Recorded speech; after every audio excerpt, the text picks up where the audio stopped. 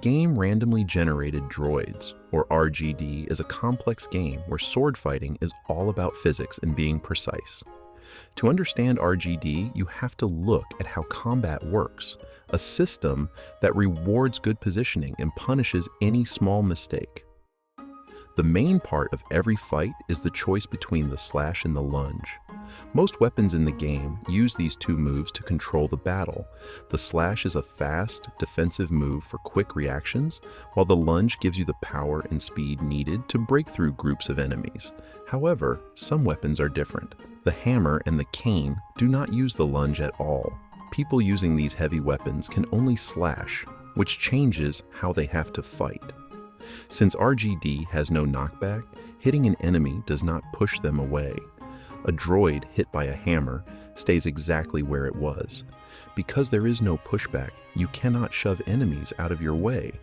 You have to move around them and be careful with every swing you take. Melee damage is also based on your strength stat. Unlike guns, these swords and hammers never break and can be made stronger with gemstones. You can also use elements to change how you fight, matching a weapon's element to a droid's weakness, like fire, ice, or electricity, deals double damage, making hard fights much easier. While blades are important, guns give you the distance needed to survive the later parts of the game. There are 5 types of ranged weapons, each with its own physics and ammo rules. Blasters. These are standard ray guns. They shoot straight and usually get 1 extra shot every time you clear a room.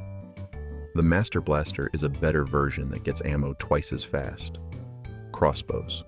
These are the heavy snipers. They deal the most damage in 1 shot, but only hold 25 bolts and take a very long time to reload. Slingshots. These are simple and cheap. They fire in a curve, but they can be as good as expensive guns if you know how to aim them. Hyper lasers. This is the best technology in the game. These beams go through enemies, walls, and anything else in their path. The downside is they fire slowly and start with very little ammo. Super balls. These are a tribute to old game physics. They bounce everywhere and get more ammo in every room. They are great for causing chaos in small hallways. One of the coolest parts of the game is the one-hit rule. Some elite droids, like Peppermint and Paragon droids, carry their own weapons. If you kill them with one single huge hit, they don't just disappear. They drop their weapons for you to pick up. Using these high-level tools can completely change your game. The game has various upgrades you can buy called game passes. These aren't just for looks, they change how you play. For example, the World Selector, 400 Robux, and Sandbox Mode, 800 Robux, gives you total control to practice specific fights.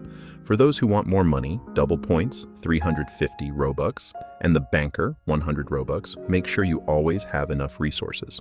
The journey to the HQ is a 10-stage trip through different areas. There are no bosses at the end of these levels. The boss is the environment and the droids inside it. World 1, Sandy Canyon. You start in the desert with weak, average, and strong droids. It is a basic test of skill where the enemies are easy to predict. World 2, Mount Whirl. This is the first big difficulty jump. It introduces the Hunter droid. It moves at 40 speed, which is faster than almost any player. The best way to survive them is to use guns, as they take 4 times damage from ranged fire. This world also has gunners, ghosts, and tornado droids. World 3, Lush Canopy. This introduces the tank droid, which has a huge 600 HP. You also have to deal with berry and burst droids shooting lots of bullets at you. World 4, Violent Volcano. The ground itself is dangerous here because of lava. This world has pyro and burner droids. Burners are special droids that only appear here. World 5, Elemental Heights. Things get even more complex. You'll find Xeno, Sage, Cryo, and Charge droids. You need to use elemental damage here to beat their high health. World 6, Chill Hills. This world tests your awareness. Cryo droids drop icicles from the ceiling, so you have to watch the shadows on the ground while fighting other droids. World 7, Crystalline Caves, a tight, dark area that introduces the Chain droid, which can hit you with many attacks at once. World 8, Mechtropolis. a city area where the vigilante droid hunts you down. World 9, Atomic Factory, a place with moving floors and toxic waste. The reactor droid appears here as the last major droid before the end. World 10, Droids HQ, the final level. It uses every threat you've seen so far. A lot of droids return, and Paragon droids defend the area. This level has laser protocols, walls of light that you need 80 jump power to get over or using a laser sword. Without that stat or the laser sword, you will get stuck within a pressuring timer until you get to the end of the world. To beat these threats, the game has different classes. Ninja, a fast class that can heal by meditating. Paladin, a tank that uses a golden shield to block all bullets. Survivor, good for when you get stuck, as it has a shield that makes you invincible for a short time. Engineer, a class that builds bots to fight for you. Knight, a strong fighter that turns blocking power into extra damage. Tactician, a tricky class that uses decoys to make droids attack the wrong target. Stray and Cultist, hard to unlock classes for very experienced players.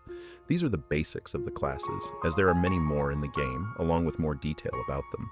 Beyond the main 10 worlds is the Shadow World, a secret, dark dimension. The enemies here, like the Fallen and the Phantom, don't have much health but deal a massive 100 damage per hit.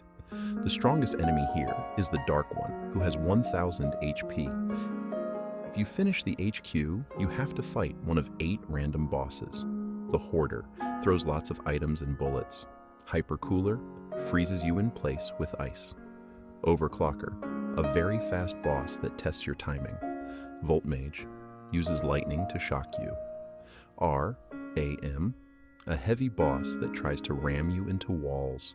Circuit Breaker, a very hard boss that fills the room with bullets and shockwaves. Memory Eater, a scary boss that can take away the items and tools you worked hard to get. Render Beast, a monster with lots of health that you have to keep running away from. To conclude, there is a golden ratio for winning in RGD. To survive the whole game and the final boss, you should try to get 3 things: 15 defense, 80 jump power, and 20 to 24 walk speed. RGD is more than a game. It is a test of how well you can adapt to a world with no breaks and no mercy. Whether you are a fast ninja or a strong knight, the droids are always waiting for you.